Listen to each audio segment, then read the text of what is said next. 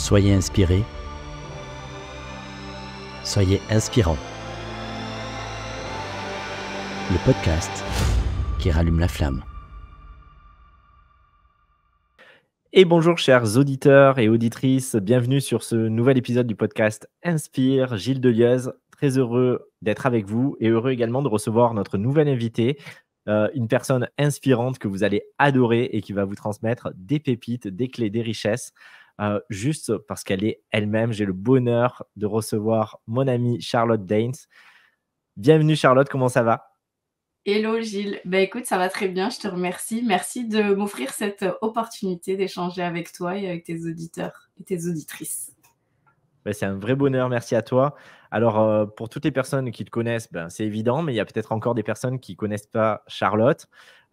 Tu es auteure, tu es guérisseuse, tu es formatrice sur le web. Peux-tu nous en dire un peu plus sur qui tu es ? Oui, bien sûr. Du coup, il y a quelques années, j'ai découvert la magie de l'énergétique, la magie de la spiritualité, qui au début m'est apparue un peu noire, un peu sombre et très... on ne sait pas trop dans quoi on met les pieds, hein. C'est un peu sombre au début et petit à petit, en fait, ça a été un vrai tremplin pour moi, pour aller mieux, pour être mieux dans ma vie, mieux dans mes baskets, mieux dans mon corps, mieux dans mon incarnation et j'ai décidé du coup d'en faire un métier, c'est-à-dire d'accompagner les gens à être mieux, à être bien, à se découvrir grâce à l'énergétique et à la spiritualité. Donc aujourd'hui, j'ai quelques formations en ligne, je propose aussi des produits en ligne tels des méditations et je propose également des retraites. Et bien sûr, j'ai tous mes ouvrages que j'ai écrits et qu'on trouve dans toutes les librairies. Ouais, sacré. D'ailleurs, voilà, on disait que tu es auteur et c'est vrai que tu as écrit des livres, des oracles qui sont très réputés, qui sont connus. Et si vous ne les connaissez pas, je vous invite à aller les découvrir. Peut-être que tu nous feras peut-être un… Ah ben voilà, en voici un, les C'est messages le de ton plus âme. connu. Ouais, c'est le plus connu. Voilà, c'est Il y a message de l'aura. l'univers également.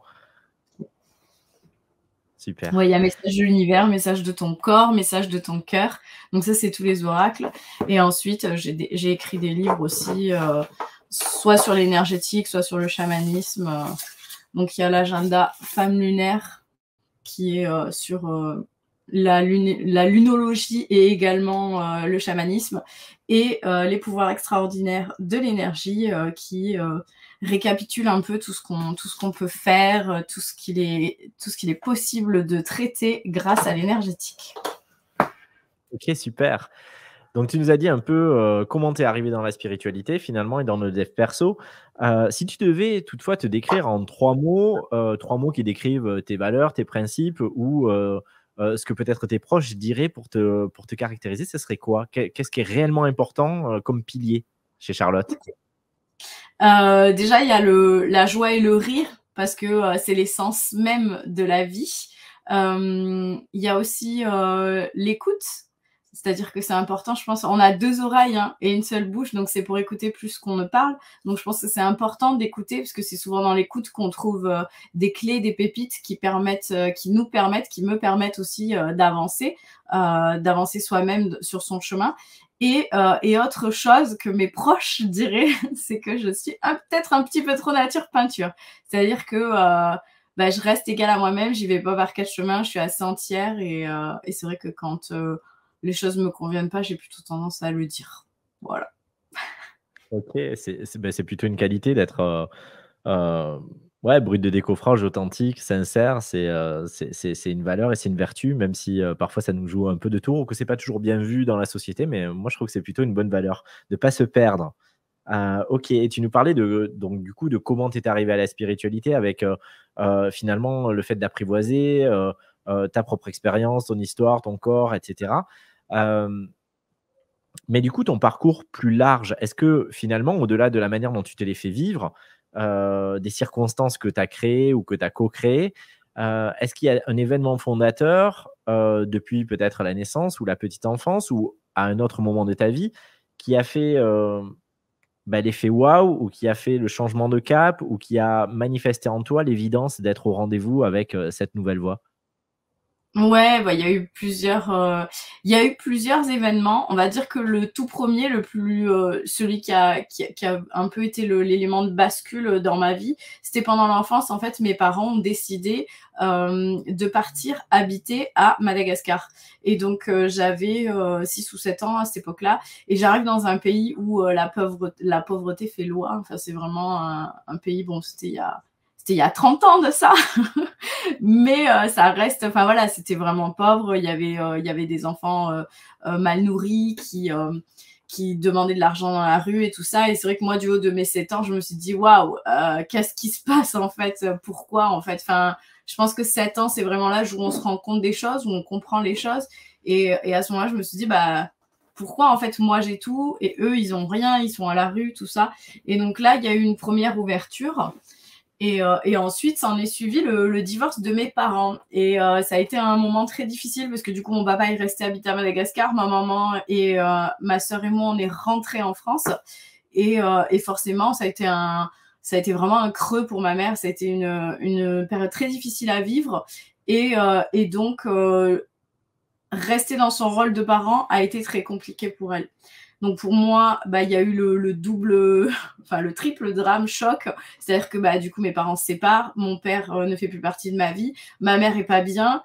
Et donc, du coup, s'en est suivi de longues années de dépression, ou en tout cas d'état dépressif, d'idées noires, jusqu'au jour où, vers l'âge de 22 ans, je me dis en fait je peux plus, non, je 22 ou 24, je sais plus, mais je peux plus être dans cet état-là, je peux plus être aussi mal.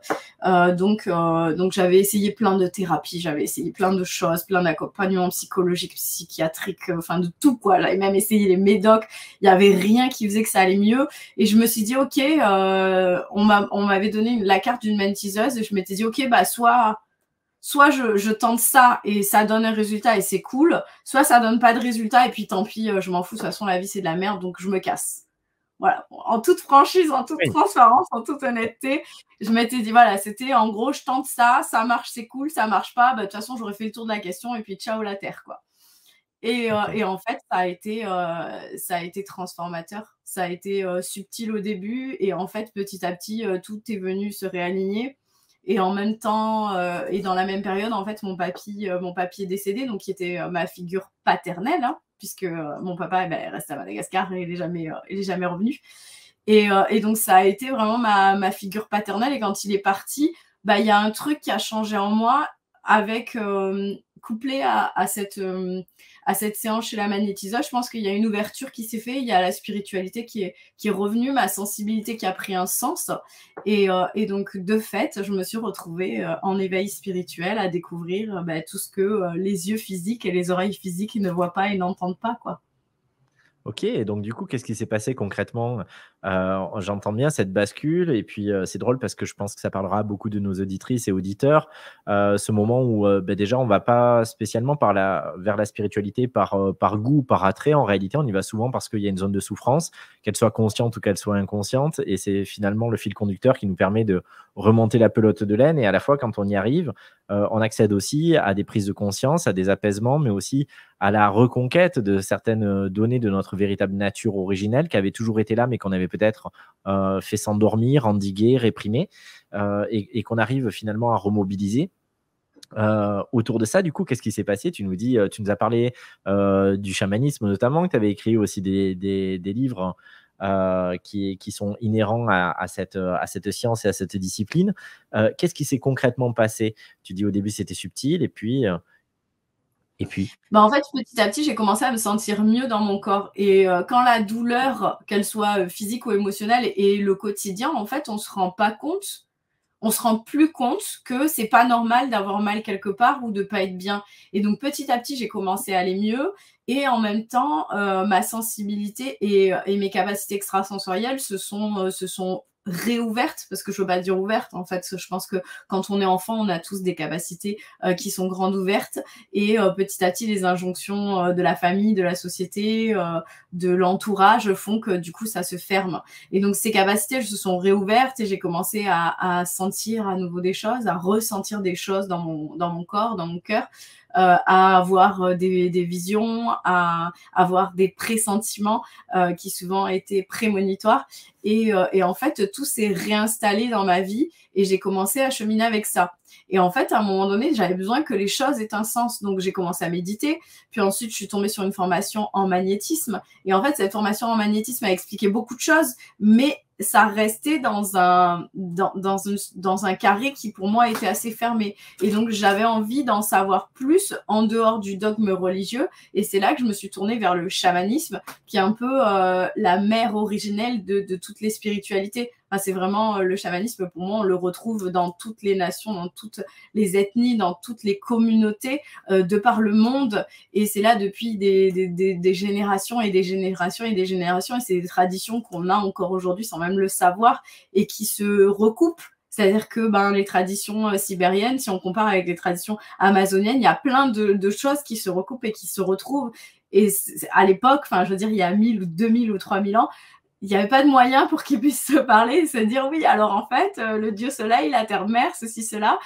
Et en fait, voilà, ça a été pour moi, le chamanisme a été un peu le liant de toutes ces pratiques que j'avais. Ça a été le cadre qui m'a permis de remettre tout ça enfin, que tout ça prenne du sens, quoi, de remettre du liant et tout ce que je découvrais dans un axe. Ok, merci pour ça. Et donc, du coup, quel sens profond tu as décidé d'y donner au-delà du sens que ça pouvait avoir? Il y a aussi le sens que toi, tu as décidé d'y donner parce que c'est super, j'imagine en tout cas. Si je compare à ma propre histoire, c'est super de se dire ah ouais, je comprends ça, ou j'ai telle vision, je fais du lien. Mais pour en faire quoi au final? Qu'est-ce qui t'a mis en mouvement à l'intérieur et qu'est-ce qui t'a poussé peut-être à changer de vie aussi et à dire finalement c'est ce que j'ai envie de dispenser en tant que guérisseuse, donc en accompagnant les autres à guérir leurs propres blessures, à se soigner eux-mêmes, à soigner leur âme, leur corps, à accepter d'être ici, mais aussi en écrivant et en enseignant. Qu'est-ce qui est au plus profond de toi s'est réveillé et s'est révélé à ce niveau-là et qui aurait peut-être pu prendre d'ailleurs une autre forme que celle-ci? En fait, ça a été assez naturel, même si chaque transition a été plutôt douloureuse parce que challengeante. On se retrouve dans enfin voilà, il y a la zone de confort où on est bien, où elle est confort dans le sens où on la connaît, mais elle n'est pas forcément confortable. Et en fait, cette zone de confort, pour moi, c'était je suis salarié, je suis chef de projet dans l'aéronautique, je suis bien, tout ça. Et en même temps, ma vie, ça va pas et je suis pas heureuse. Et donc, du coup, je fais cette formation en magnétisme. Et du jour au lendemain, ma mère, qui était ma première commerciale, avait parlé à ses collègues de cette formation que j'allais faire. Et en fait, il y a quelqu'un qui m'appelle, qui me dit « Oui, je suis une collègue de ta maman. Je sais que tu as fait une formation. J'aimerais que tu me fasses un soin. » Moi, je lui dis « Bah non, en fait, c'est pas possible parce que non, en fait, je viens juste de finir ma formation. Il y a 2 jours, je suis pas en capacité de faire un soin. Je me le sens pas. » Elle me dit « Si, tu vas m'en faire un. Dis-moi quelles sont tes disponibilités et puis je vais te payer. » Donc, tu me dis quand tu peux me recevoir et je viens. Et en fait, ça s'est fait naturellement dans le sens où, du coup, elle était contente. Elle m'a conseillé à quelqu'un d'autre, qui m'a conseillé à quelqu'un d'autre, qui m'a conseillé à quelqu'un d'autre. Et en fait, je me suis vite retrouvée à devoir prendre les vendredis après-midi pour pouvoir recevoir les gens. Et donc, quand on continue dans mon histoire et que en fait, en continuant, j'arrive sur un burn-out, je me sens pas très bien, je change de boulot et au final, je me retrouve dans un boulot où je me sens encore moins bien. Je me dis peut-être que là, il va falloir que je me lance à mon compte. En fait, encore une fois, c'est inconfortable, mais ça se fait naturellement. C'est-à-dire que j'ai lancé les voyages chamaniques et les méditations guidées en groupe à Toulouse. Et en fait, le premier voyage chamanique qu'on a fait salle pleine. Il y avait 30 places et on a accueilli 35 personnes dans une salle de yoga. On était vraiment serrés. C'était la première fois que j'animais un voyage pour plus de 2 personnes. Et en fait, je passais de 2 à 35 personnes et tout le monde avait trouvé ça waouh. Et en fait, c'est toutes ces choses dans la vie où à chaque fois que j'ai osé sortir de ma zone de confort inconfortable, que la vie m'a dit « Ok, là, tu es à ta place. Tiens, on te donne un cadeau. Tu vois, regarde. » Les gens sont là, ils sont contents, tu peux prendre confiance en toi, continue, tu es sur la lancée. Et ça a été la même chose pour la formation en ligne, c'est-à-dire que je recevais les gens, donc j'avais un cabinet à Toulouse, je recevais les personnes en individuel, en collectif, et j'ai une amie qui m'a dit lance-toi en ligne, enseigne, montre ce que tu sais faire, parce qu'en plus tu es pédagogue et je suis sûre que ça va marcher. Moi je dis non, je ne peux pas, je vais pas y arriver, tout ça. Elle me dit si, vas-y, fais-le. Et en fait, j'ai créé ma formation en ligne, je l'ai lancée, pareil, 30 personnes qui sont au rendez-vous et je me dis waouh, alors qu'à la base, je me disais mais je suis qui moi pour parler d'énergétique et de spiritualité avec ma tête de bébé où tout le monde pense toujours que j'ai 23 ans, qu'est-ce que je vais leur transmettre? Et en fait, ça a fonctionné. Et pareil, encore une fois, pour le livre. C'est pour le livre et les oracles, ça a été encore une fois quelque chose comme ça où ça m'a poussé dans mes retranchements et j'ai été forcée ou invitée à sortir de ma zone de confort et j'ai relevé le challenge et encore une fois, ça a été hyper bien accueilli. Donc, c'est toujours ça, en fait. Le moment, en fait, moi, ce que je me rends compte de mon histoire, c'est que le moment où j'ai le plus peur, où je suis le plus dans l'appréhension avec vraiment une montée d'adrénaline, je sais que je suis au bon endroit. En gros, la peur, elle devrait jamais être immobilisante. C'est vraiment ce qui te montre, ce qui m'a montré que j'étais sur mon chemin, que j'étais en chemin et que j'avançais dans la bonne direction. Ouais, je te rejoins tellement. Souvent, on entend des personnes qui vont prendre pour prétexte le signe: «Ah, mais c'est que c'est pas pour moi» ou «Ça bloque» ou «J'ai peur» ou «Ça résonne pas». Mais si, justement, c'est en train de résonner, même si ça résonne de manière dissonante, même si ça fait vibrer la corde avec l'adrénaline et cetera et c'est justement là qu'il faut creuser. C'est justement là qu'il faut se mettre en action et bien souvent, on peut avoir des biais cognitifs qui vont nous faire, voir les choses différemment et puis botter en touche et rester dans l'existant. Merci pour tout ça et j'ai envie de rebondir sur 2 points. Le premier qui est justement le fait que la peur soit pas paralysante et d'oser y aller. Donc tu nous en as bien parlé et d'un autre côté, j'ai envie aussi de rebondir sur cette notion. Tu disais, l'univers m'a forcé ou m'a invité, la vie. Est-ce que tu crois, c'est une vraie question, est-ce que tu crois que c'est effectivement la vie, l'univers ou est-ce que tu crois que dans la créatrice que tu es, à un autre niveau que cette dimension humaine, tu as choisi et tu as créé totalement cela et même si dans ta conscience ordinaire, tu le découvres et que tu as l'impression que ça t'est proposé ou que ça t'est dicté, finalement, c'est quand même un choix souverain à un autre niveau, des circonstances que tu décides de créer pour ne plus pouvoir contourner ce que tu choisis de vivre pour incarner celle que tu es. Non, mais complètement. C'est-à-dire que mon âme fait partie de l'univers. Je ne suis qu'un avec l'univers. Donc forcément, quand je dis l'univers, la vie, oui, c'est vrai. C'est-à-dire que tout ça m'invite à aller sur ce chemin-là. Mais en même temps, quand on s'incarne, quand je me suis incarnée, j'ai passé un contrat avec mon âme. Et le contrat, c'était peut-être justement d'accompagner les gens. Et on le voit sur mon thème astrologique, on le voit aussi sur mon thème natal. Il y a souvent cette notion d'ermite, c'est-à-dire c'est celui qui chemine dans la montagne, seul dans le noir, dans la solitude, dans la souffrance, dans la douleur, pour pouvoir ensuite ramener la lumière de ses compréhensions aux autres et pouvoir les guider justement à travers cette montagne. Et en fait, quand j'étais gamine, quand j'avais 18 ans, on m'a offert mon thème natal fait avec le tarot. Et en fait, la nana qui m'a fait mon thème natal m'expliquait ça. En fait, elle me disait, tu as l'ermite et le pendu un peu partout. Donc, le pendu, c'est arriver à voir les choses différemment. C'est-à-dire que le mec, il est pendu, la tête en bas. Donc, il est invité à avoir un autre regard sur la vie, sur l'avenir, sur tout, en fait.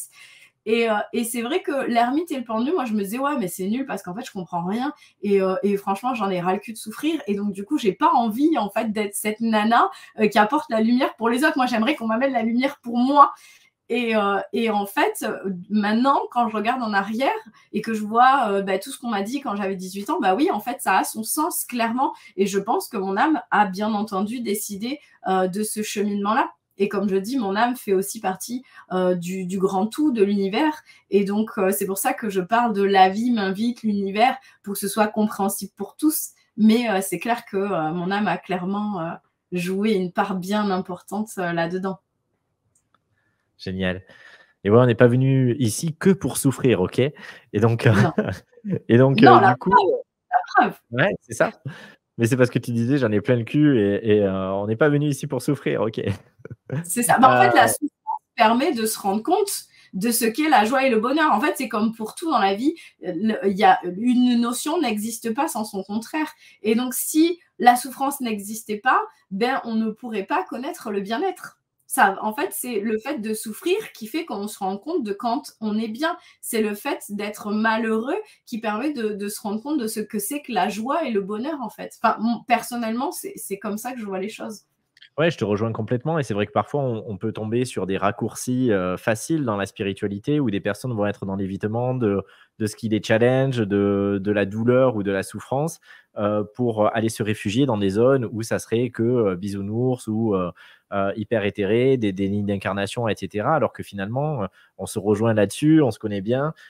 Pour nous, la spiritualité, c'est pas renier effectivement toutes ces connexions subtiles. On peut, vibrer très haut, très fort, à plein de niveaux, mais c'est pour revenir ici et pour finalement apaiser notre rapport à l'existence. Il n'y a pas d'erreur de casting, quoi. Si on est là, c'est qu'on devait être là. Et donc, c'est comment on peut se souvenir du mieux possible de la justesse de notre présence ici et de ce qu'on a à émaner, à irradier, à vivre, à manifester, à incarner, plutôt que de trouver refuge dans une zone de non-vie, finalement, même si on est encore un peu vivant. Non, mais c'est ça, c'est que en fait, pour moi, l'incarnation, c'est l'expérience de la vie sur Terre. Et c'est vrai qu'il y a beaucoup de personnes qui, quand elles rentrent dans la spiritualité, ne veulent rester que dans le monde d'en haut parce que c'est plus léger, c'est éthéré, c'est lumineux. Et en fait, ça en fait des personnes que je qualifie de zozotériques. C'est-à-dire qu'il n'y a plus cet ancrage, il n'y a plus ce lien à la Terre. Il n'y a plus cette connexion avec le monde en bas, avec nos racines, avec notre lignée, avec notre corps, en fait, avec notre incarnation. Et donc, du coup, ça vient déconnecter aussi le monde du milieu, ça vient déconnecter le cœur. Et donc, on n'est plus non plus en lien avec les personnes qui nous entourent et avec nous-mêmes. On n'est vraiment que là-haut. Et quand c'est ça, ben voilà, on est dans le zozotérisme. Je retiens le terme. Alors moi, je les appelle la team perchée avec beaucoup d'amour, ou alors je les appelle les junkies spirituels, qui vont chercher leur dose et à chaque fois qu'ils sont dans une redescente de dopamine, hop, ils sont obligés d'aller reconsommer quelque chose pour repartir dans leur trip. Je retiens maintenant les ésotériques. Super. Ouais. Et donc justement, on découle naturellement. Tu l'as mis dans ton bandeau. Tu disais, ben moi j'ai envie qu'on m'amène la lumière pour moi, quoi. Finalement, et donc naturellement, c'est aussi le nom que tu as donné à ta structure, la lumière est en vous. C'est ça. En fait, un jour, je faisais des cartes de visite pour une amie qui se lançait dans l'énergétique, parce qu'à l'époque, j'étais photographe. Et en fait, en faisant sa carte de visite sur Photoshop, j'ai un nom qui me vient, la lumière est en vous. Et je me dis, ah tiens, ça lui irait bien et tout, peut-être que je devrais lui proposer. Et en fait, dans ma tête, je me suis dit, ou on m'a dit, je sais pas, on sait pas, on saura jamais. En tout cas, j'ai eu cette intuition non, en fait, ce nom-là, il est pas pour elle, il est pour toi, garde-le, parce qu'un jour, tu en auras besoin. Et en fait, j'ai pas questionné cette intuition, j'ai pas questionné cette pensée, j'ai gardé le nom pour moi. Et en fait, quelques mois plus tard, je faisais la formation en magnétisme et la lumière est en vous naissait. Donc, il y a 9 ans. Il y a 9 ans, très exactement. Un cycle. C'est très inspirant et moi, de suite, même si c'est pas du tout circonstancié, ça m'a renvoyé au livre de Laurent Gounel, et vous trouverez le trésor qui sommeille en vous. Et à cette donnée, pour les auditrices et les auditeurs qui connaissent pas ce roman, c'est l'histoire d'un prêtre, mais un accompagnant finalement, quel que soit le contexte, en dehors des dogmes, et qui finalement décide d'arrêter de mettre des intermédiaires entre Dieu et les humains et finalement de permettre à chacun de retrouver son étincelle finalement.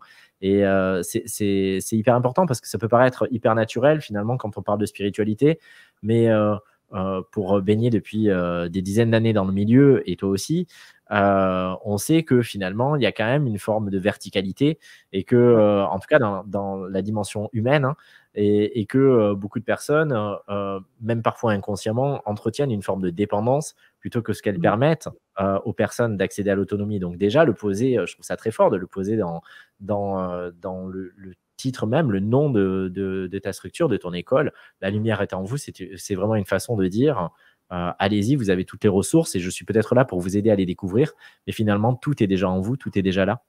C'est ça le message? Ouais, complètement. En fait, une de nos valeurs vraiment principales chez La Lumière est en vous, c'est de rendre aux gens leur pouvoir personnel. Et pour ça, en fait, moi et mon équipe, nous ne sommes que la clé qui ouvrent la porte. C'est-à-dire que nous, on ouvre la porte, c'est tout, mais en fait, la porte, elle est en eux, la solution, elle est en eux, la lumière est en eux, tout est en eux, et nous, on ne fait que ouvrir la serrure qui est fermée pour leur permettre d'accéder à cette connaissance qu'ils ont, pour permettre d'accéder à ces capacités qu'ils ont en eux, en fait. Il n'y a pas de don pour moi, il n'y a pas de miracle, il n'y a que des choses que l'on a tous et que l'on porte tous en nous et auxquelles on n'accède pas forcément parce que la porte est fermée à clé. Et nous, en fait, chez La Lumière est en vous, on n'est que la clé qui permet d'accéder à ces ressources. Ouais, complètement raccord. Je partage vraiment ça et c'est aussi la mission dans laquelle je m'inscris. Super. Du coup, on arrive bientôt à la fin de cette entrevue. Est-ce que il y a un livre, une personne qui a été inspirant ou inspirante pour toi, fondatrice, qui a participé à te construire justement dans ce cheminement ou à garder le cap ou à te conforter dans quelque chose et qui pourrait être utile aussi pour nos auditrices, nos auditeurs d'aller connecter si c'est un livre ou une musique ou un film, je ne sais pas. Et si c'est une personne, nous en dire un peu plus sur pourquoi elle t'a inspiré. Ouais, alors les livres, vu que je suis une book lover, ça va être compliqué parce que un livre par semaine. Tu les écoutes en fait. Non, oui, alors j'en écoute la moitié. Spoiler alerte, j'écoute des livres et j'en lis. Donc, il y a la moitié que j'écoute, la moitié que je lis. Mais non, en fait, ouais, les livres, il y en a beaucoup trop. Et c'est vrai que, après, moi, les livres que j'aime bien, c'est plus des livres de romance. Donc, mais il y a beaucoup de... Dans les livres de romance, il y a toujours cette petite pépite mindset, cette petite pépite sur la psychologie et le fonctionnement humain qui vient ouvrir plein de choses. Mais quand même, la personne qui, je pense, m'a été le plus bénéfique dans mon cheminement, c'est au tout début de mon cheminement spirituel. Juste après avoir fait cette rencontre chamanique, j'avais rencontré une chamane, en fait. Et quand j'ai fait mon premier ou mon deuxième burn-out, bon, il y en a eu 2 ou 3, donc c'était compliqué, mais en gros, quand j'ai fait, ouais, c'était le premier. Quand j'ai fait mon premier burn-out, j'ai cherché quelqu'un pour pouvoir m'accompagner sur quelques jours en individuel et m'aider à trouver du sens, en fait, à tout ça. Et donc, du coup, elle habitait pas très loin de chez moi. Donc, c'est une chamane de tradition nordique qui s'appelle Anja Norman. Et en fait, je suis allée chez elle pendant quelques jours. On a fait plusieurs ateliers, plusieurs choses. Et en fait, elle a ce truc où elle accompagne, mais dans la distance. Et puis, en même temps, c'est une personne qui vient du Nord, donc elle est pas tactile, elle est pas... Enfin voilà, elle est vraiment dans la distance et même des fois un peu dans la froideur. Sauf que cette distance et cette froideur qui me gênait au début m'a permis de reconnecter à mon pouvoir personnel et de ne pas dépendre d'elle, en fait, de ne pas être dans la dépendance de qu'est-ce que je devrais faire, qu'est-ce que tu ressens pour moi, qu'est-ce que tu penses qui est bon pour moi et quel est le chemin que je devrais choisir, quel est le choix que je devrais faire. Enfin, vraiment, elle était dans le démerde-toi, enfin, elle le disait pas comme ça, mais c'était débrouille-toi, enfin, tu vois, tu sais déjà, en fait, tu as déjà tout, pourquoi tu veux que moi je te réponde? Et donc, en fait, elle m'a jamais tenu la main. On a toujours marché à côté. Et ça a été hyper aidant pour moi d'avoir quelqu'un avec cette capacité de distanciation parce que d'une certaine manière, ça m'a remis au centre de mon cheminement, de ma mission de vie, de mon incarnation et pas être dans le « Ah ouais, mais qu'est-ce que tu penses que je devrais faire? Est-ce que tu penses que ça, c'est mieux pour moi ?» Donc voilà, pour moi, ça a été vraiment la personne. Et ça a été très douloureux de cheminer à côté d'elle parce que elle est inspirante et je sais qu'elle est hyper connectée. Et j'avais tout le temps envie de lui demander « Anja, dis-moi ce que je dois faire ?» Et elle, en fait, elle ne me répondait jamais. Ouais, je comprends si bien et je fais le parallèle avec ce qu'on disait sur le milieu des enseignants dans la spiritualité et au niveau de la thérapie, au final, il y a beaucoup de personnes très bien intentionnées, mais en tout cas, moi j'en ai fait l'expérience dans tous les thérapeutes que j'ai accompagnés, notamment en supervision, en cycle de supervision, de déconstruire complètement cette donnée où finalement, le fait de percevoir ou avec une qualité de guidance ou de perception qui n'est pas toujours d'ailleurs des plus pures, qui peuvent être pleines de filtres, de conditionnement, de nos propres boulets, histoires et croyances, et qui se disent ah bah tiens, si ça me traverse, c'est pour le dire, et qui peuvent être sans cesse en train d'être des semeurs de vérité, et de penser qu'ils doivent absolument conseiller les autres plutôt que de les aider à retrouver leur propre vérité intérieure, fût-elle complètement différente de notre propre projection, et finalement, plutôt que de rendre la liberté, entretiennent là aussi une forme de dépendance. Donc je trouve ça très beau, effectivement, et très initiatique, beaucoup plus que ce qu'on pourrait trouver sensationnel. Je sais que parfois, j'ai des patients qui sont venus qui me disaient ah ben oui, on aimerait là que tu nous dises, et toi, qu'est-ce que tu ressens ou qu'est-ce que tu vois? Et moi, je les renvoyais à toi, qu'est-ce que tu ressens, qu'est-ce que tu vois? Et il y avait une forme de frustration parce que parfois, on va chercher une sorte effectivement de réconfort, de sensation, mais de sensationnel, d'image, de fantasme aussi, ou de rêverie. Mais en même temps aussi, on a tout fait de vouloir déposer notre pouvoir auprès de l'autre. Et je crois qu'il faut beaucoup de sagesse, effectivement, pour être dans cette rectitude de dire non, je continue de te pousser dans tes retranchements pour que toi, tu prennes ton pouvoir. Donc, je trouve que c'est l'une des plus grandes initiations spirituelles, même si elle n'est pas forcément là où on l'attend.